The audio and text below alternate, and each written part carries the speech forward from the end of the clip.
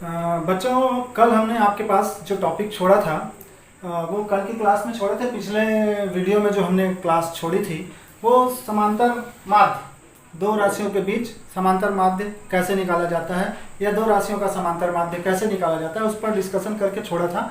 आज हम वहाँ से आगे चल रहे हैं। आज हम आपको पढ़ाने जा रहे हैं दो संख्याओं के बीच n समांतर माध्य ज्ञात करना या n समांतर माध्य कैसे निकाले जाते हैं। तो हम यहाँ पर चालू करते हैं दो संख्याओं के बीच n समांतर माध्य ज्ञात करना। तो हम यहाँ पर स्टार्टिंग करते हैं। माना दो संख्याएं ले लीजिएगा। दो संख्याओं की बात कर रहा है। माना दो संख्याओं a और b के बीच n समांतर माध्य।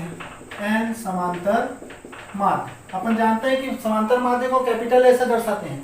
तो यहाँ पर n समांतर माध्य वो मान लेता हूं मैं a1, a2, a3 इस प्रकार से मानते हुए an है।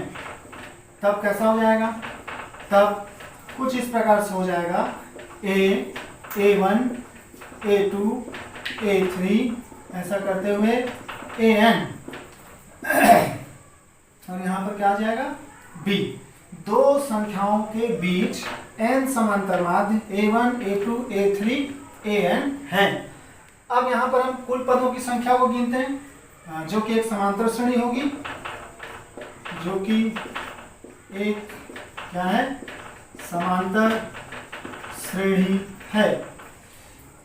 कुल पदों की संख्या, यहाँ कुल पदों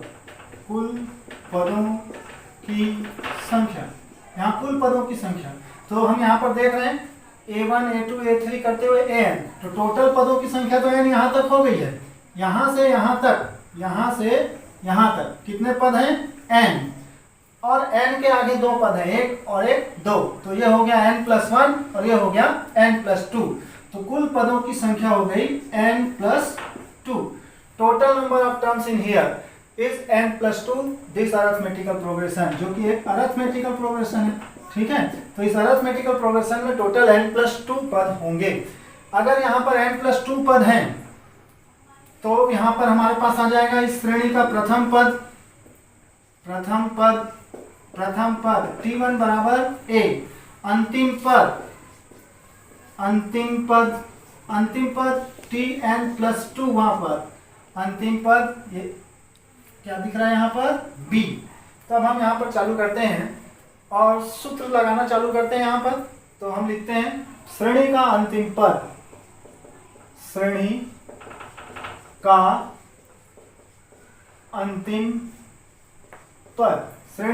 पद tn+2 is equal to, formula क्या था? nवें पद का फार्मूला क्या होता है? nवें पद का फार्मूला होता है a+n-1d। तो यहाँ पर हम लिखेंगे a+n की जगह में आ जाएगा n+2 -1d। तो कुल हमारे पास आ गया a+n+1d। यहाँ से माइनस कर देंगे इसको तो हमारे पास ऐसा आ जाएगा। This is tn+2। But tn+2 कितना है हमारे पास? b है। तो हम यहाँ पर लिख देंगे b a+n+1d। तो यहाँ से आ जाएगा, इधर ट्रांसफर कर देंगे, ये हो गया n+1d। Therefore d is equal to हो जाएगा b - a/n+1। इस प्रकार से हो जाएगा। अब हम यहाँ पर एक चीज बताते हैं कि हमने क्या निकाल लिया? d। अगर मेरे को समांतर श्रेणी में काम करना है तो मेरे को दो चीजें पता होनी चाहिए, एक प्रथम पद और एक पता होना चाहिए d। हमने दोनों निकाल लिया है। अब यहाँ पर आते हैं समांतर श्रेणी का मानक रूप। समांतर श्रेणी का मानक रूप अपन जानते हैं। मानक रूप कैसा होता है? तो हम जानते हैं ये t1, t2, t3 ऐसा, t4 ऐसा, टोटल tn टर्म। तो ये पहला पद a होता है, दूसरा पद a+d होता है, तीसरा पद a+2d होता है, nवां पद a+n-1d। कुछ इस प्रकार से होता है। अगर हम इससे कंपेयर कराते हैं तो पहला पद की जगह पहला पद दिख रहा है, लेकिन t2 की जगह क्या दिख रहा है? a1। तो समांतर श्रेणी का दूसरा पद मतलब a1, और a1 बराबर हो जाएगा यहाँ पर t2।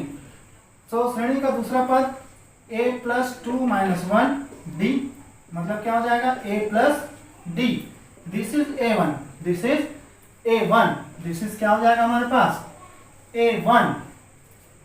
तो यहां पर वैल्यू डालेंगे तो a1 बराबर हो जाएगा a प्लस d की जगह कितना आ जाएगा, तो अपन लिखेंगे b minus a upon n plus 1। इस प्रकार से हमारा काम होगा। ठीक है, इसको सिंप्लीफाई कर सकते हो आप, सिंप्लीफाई करके आप आंसर दे सकते हो। तो a1 हमारा इस प्रकार से निकलेगा। अगर हमको a2 निकालना है, a2 इसका सेकेंड टर्म, तो ये हो जाएगा a plus 2d, a plus 2d। ध्यान देंगे a2 टर्म और मीन में फर्क है।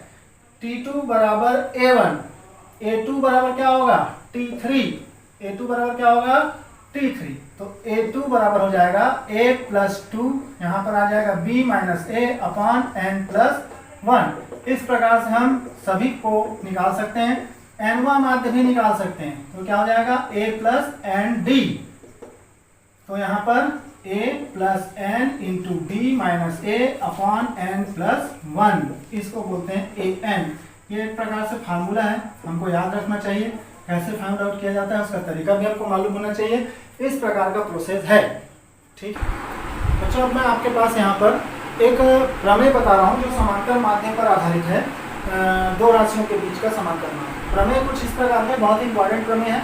सिद्ध करो कि दो राशियों के बीच n समांतर माध्यों का योग, दो राशियों के बीच n समांतर माध्य, जो अभी हमने निकाल के बताया था n समांतर माध्य, n समांतर माध्यों का योग उन राशियों के समांतर माध्य का, उन दोनों राशियों के, दो राशियों की बात कर रहे हैं, उन दोनों राशियों के समांतर माध्य का n गुना होता है।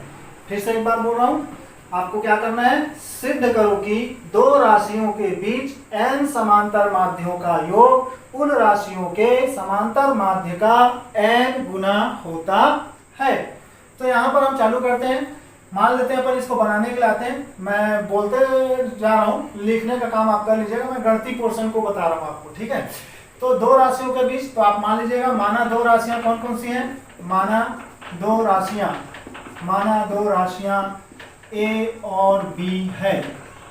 मान लीजिएगा, ऐसा चालू कर लीजिएगा, माना दो राशियां a और b है। तब प्रश्नानुसार जो दिया गया है, a और b के बीच कितने समांतर माध्य हैं, a1 a2 a3, ऐसा करते हुए n समांतर माध्य हैं। तो ये बोल रहा है कि आपको सिद्ध करना है, उस कंडीशन में आपको सिद्ध करना है कि समांतर माध्यों, जो n समांतर माध्य हैं, a1 plus a2 plus a3 plus an बराबर n इंटू a, जहां पर a क्या है, a जो है वो इन राशियों का समांतर माध्य है। a और b का समांतर माध्य क्या है, a है। a बराबर हो जाएगा a प्लस बी बाई 2। ये अपन पिछले वीडियो में पढ़ चुके हैं कि a बराबर a प्लस बी बाई 2 होता है। अब हमको लेफ्ट हैंड लेना है और राइट हैंड लाना है, यानी अब हमको क्या लाना है, यानी हमको लाना होगा n into a plus b by 2। ये अपन को प्रूफ करके लाना है। तो हम चालू करते हैं, यहाँ पर लेफ्ट हैंड साइड लिख लेंगे। क्या था, a1 plus a2 plus a3 plus, ऐसा करते हुए an। अभी आपने पढ़ा कि a1 बराबर क्या होता है, a plus b minus a upon n plus 1, यह हमारा फार्मूला है। फिर दूसरा a2 अपन ने निकाला, a plus 2 b minus a upon n plus 1। ऐसा करते हुए अपन आखिरी टर्म लिखते हैं। यहाँ क्या आ जाएगा, a plus n into b minus a upon n plus 1। तो अपन यहाँ पर देखते हैं, अगर मैं ब्रैकेट खोलूं तो a कितने बार आया, तो चूंकि पदों की संख्या n है तो n आया a बार, तो हम उसको लिख लेते हैं na, क्योंकि हम जानते हैं ऐसा a प्लस a 2a होता है, a प्लस a 3a होता है। तो अगर a प्लस a अगर n बार है तो हम उसको na लिखते हैं, उसको क्या लिख देते हैं, na लिख देते हैं। तो उसी प्रकार से यहाँ पर ये हो गया Na, क्योंकि ए n बार है। फिर अपन ने इतने को कॉमन निकाल लिया क्योंकि ये सभी टर्म्स में दिखाई दे रहा है, तो मैंने उसको कॉमन निकाला b माइनस ए अपॉन एन प्लस 1। 9वीं के बच्चे और 11वीं के बच्चों में फर्क होता है, तो हमने यहाँ पर कॉमन निकाल लिया। कॉमन निकालना हम उम्मीद करते हैं आप सबको आता होगा। यहाँ पर कॉमन निकाले तो बचेगा 1, इसमें से ये पूरा कॉमन निकल गया तो हमारे पास बचेगा +2, प्लस लगा हुआ है। इसी प्रकार से +3, ऐसा करते हुए इसमें क्या बच जाएगा, ये निकल गया तो बचेगा n। ठीक है, अब हम यहाँ पर जो सीरीज है इनके बीच में कितने का अंतर है, 1 का अंतर है। तो ये एक अरिथमेटिकल प्रोग्रेशन है और अरिथमेटिकल प्रोग्रेशन में n पदों के योगफल का सूत्र हम लगा देते हैं। n पदों के योगफल का सूत्र n/2 a प्लस l, ऐसा अपन ने पढ़ा है। Sn बराबर, ये सूत्र मैं यहाँ पर लगा रहा हूँ। तो कुल पदों की संख्या यहाँ पर n है, a 1 है, अंतिम पद n है बटे 2 इस फार्मूले के हिसाब से। तो यहाँ पर इस प्रकार का आ गया n+1 कैंसिल हो गया, Na प्लस b माइनस ए अपॉन 2, और यहाँ पर हमारे पास क्या बच गया, n, जो यहाँ पर है ये n बचा हुआ है। अब हम एलसीएम लेकर ब्रैकेट खोल देते हैं, तो ये हो गया 2Na plus bn minus an। जब हम इसको सिंप्लीफाई करते हैं तो ये हमारे पास आ जाएगा an प्लस bn बाई 2। हमने n को कॉमन निकाल लिया, a प्लस b बाई 2। इसको हम n इंटू a ऐसा लिख सकते हैं, n इंटू a, जहाँ पर a बराबर क्या था, a प्लस b बाई 2। तो ये हमारा राइट हैंड साइड इस प्रकार से ये थ्योरम प्रूव्ड होता है, जिसमें हमने क्या बताया है कि लेफ्ट हैंड को लिया है और यहाँ तक आए हैं। ओके, उम्मीद करता हूँ समझ में आया होगा। अब हम यहाँ पर आपको नए टॉपिक की तरफ लेके जा रहे हैं, जो है टॉपिक का नाम समांतर श्रेणी के प्रगुण। समांतर श्रेणी के प्रगुण, 3 संख्याएं अगर ए बी सी समांतर श्रेणी में है, पहला प्रगुण 3 संख्याएं अगर ए बी सी समांतर श्रेणी में है यदि, तब उस कंडीशन में 2b बराबर a प्लस c होगा। दूसरा, यदि किसी समांतर श्रेणी के प्रत्येक पद में कोई संख्या जोड़ी या घटाई जाए तो इस प्रकार प्राप्त नया अनुक्रम भी समांतर श्रेणी में होगा। जैसे उदाहरण के लिए 2 4 6 8 इस प्रकार से कोई समांतर श्रेणी है, प्रत्येक पद में एक जोड़ा जाए तो इसमें एक जोड़ा, इसमें एक जोड़ा, इसमें एक जोड़ा, इसमें एक जोड़ा, तो क्या बन जाएगा 3 5 7 9।